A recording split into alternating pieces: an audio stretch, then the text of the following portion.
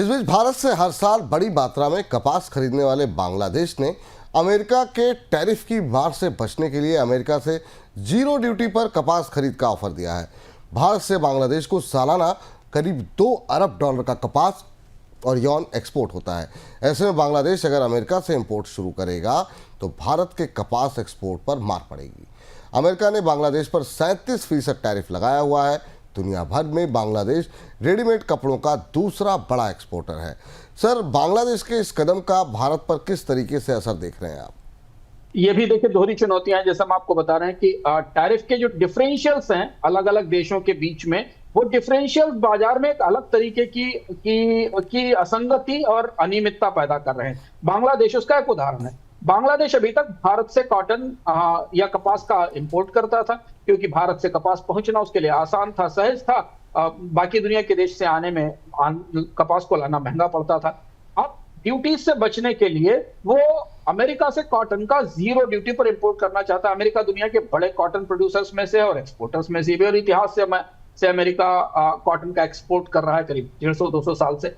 तो अब भारत इसमें दोहरी दबाव में है। एक तो भारतीय कपास निर्यातकों को, भारतीय कपास उत्पादकों का इसका सीधा झटका लगेगा, क्योंकि भारतीय कपास की एक बड़ी खपत बांग्लादेश में होती है। दूसरी बड़ी चीज है कि बांग्लादेश अंतर्राष्ट्रीय बाजार में भारतीय टेक्सटाइल का, गारमेंट्स का प्रतिस्पर्धी भी है, और बांग्लादेश के टेक्सटाइल और गारमेंट सस्ते हैं, और उसके पास उससे कोटा सिस्टम का फायदा भी पहले मिलता रहा है। तो अब दुनिया के बाकी देश इसे अगर बड़े परिदृश्य में समझने की कोशिश करें विपुल जी, तो बाकी जो देश अमेरिका के साथ डील करेंगे, जैसे 50 देश डील करने की तैयारी कर रहे हैं, ऐसा डोनाल्ड ट्रंप ने खुद अपने हाल फिलहाल के ट्वीट में कहा था।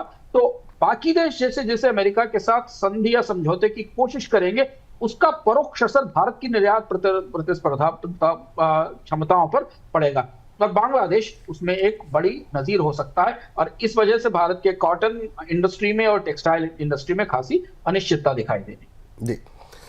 इस बीच ट्रंप के टैरिफ का विरोध अब उनके साथी भी करने लगे हैं। रिपोर्ट के मुताबिक ट्रंप के सबसे करीबी समझे जाने वाले उद्योगपति और अमेरिकी सरकार के डोज विभाग के कामकाज देख रहे एलन मस्क ने भी व्यक्तिगत तौर पर ट्रंप से टैरिफ वापस लेने के लिए कहा है। उधर रिसर्च और investment banking company JP Morgan के सीईओ ने भी टैरिफ को खराब बताया है और कहा कि टैरिफ की वजह से अमेरिकी अर्थव्यवस्था पर नेगेटिव असर होगा। फंड मैनेजर बिल ऑकमैन ने टैरिफ को गलत भी बताया है।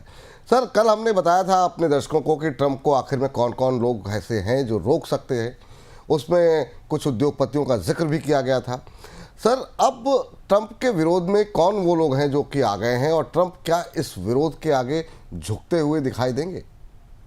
बिल्कुल ये ठीक कह रहे हैं आप। कल हम लोगों ने जो 5 कारण बताए थे, जिन 5 वजहों से डोनाल्ड ट्रंप रुक सकते हैं, डोनाल्ड ट्रंप को रोका जा सकता है, उनमें एक था अमेरिका के बड़े उद्यमी और उद्योगपति, जिनके कारोबार, धंधे, बिजनेस, ग्लोबल सप्लाई चेन पर डोनाल्ड ट्रंप के टैरिफ का सीधा असर पड़ने वाला है। और जैसा कल भी मैंने कहा था कि रिपब्लिकन पार्टी शुरुआत से उद्यमियों की, उद्योगपतियों की, पूंजीपतियों की पार्टी रही है। डोनाल्ड ट्रंप अपने देश की अर्थव्यवस्था और कंपनियों को लेकर काफी सतर्क रहते हैं, और अब वो स्थिति बननी शुरू हो गई है। हालांकि हम यहाँ बता देना चाहते हैं, कल हम जब चर्चा कर रहे थे, आपको याद होगा, दर्शकों को भी याद होगा कि एक खबर कौंधी थी और जिसमें ये कहा गया था कि डोनाल्ड ट्रंप टैरिफ को टाल सकते हैं, और इसी समय मैंने कहा था कि संभव नहीं दिखता है किसी भी परिस्थिति में, क्योंकि जितनी तैयारी के साथ डोनाल्ड ट्रंप टैरिफ लाए हैं उन्हें बदला नहीं जा सकता, और वैसा ही हुआ। कल अमेरिकी शेयर बाजार में 15-20 मिनट के अंदर खासा उतार चढ़ाव हुआ। लेकिन यहाँ एक महत्वपूर्ण बदलाव उसके बाद होता दिखाई दे रहा है।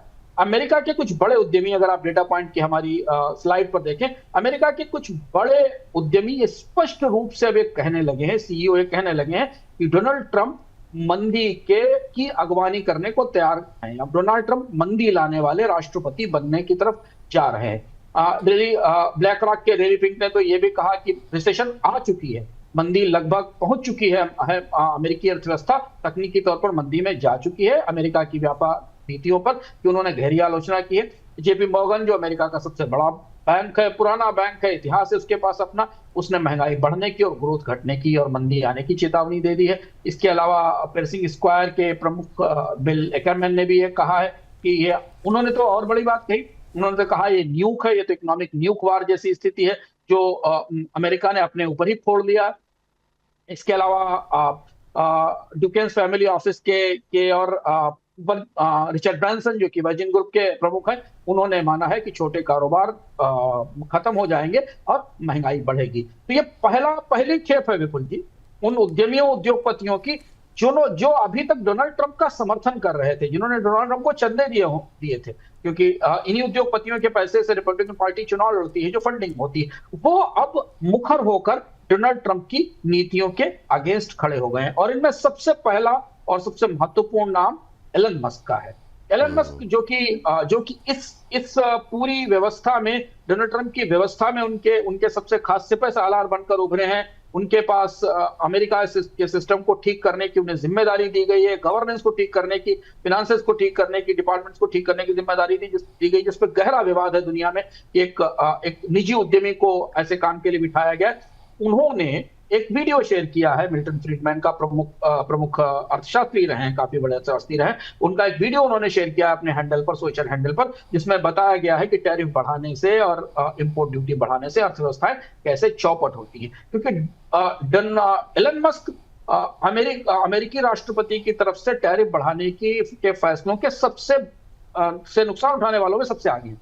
उनकी कंपनी का शेयर कैसे डूब रहा है ये हम बता रहे हैं। तो बताया जा रहा है कि एलन मस्क भी इससे असहमत है और उन्होंने शायद डोनाल्ड ट्रंप तक ये अपनी बात पहुंचाई भी है। तो अब ये दिलचस्प हो गया है कि डोनाल्ड ट्रंप का मागा make America great again America की इंडस्ट्री के ही अगेंस्ट होता दिख रहा है। यानी उनकी मागा के सामने अमेरिका के उद्यमी खड़े हो गए और ये टकराव किस दिशा में जाएगा, इस पर हमारी निगाहें रहेंगी।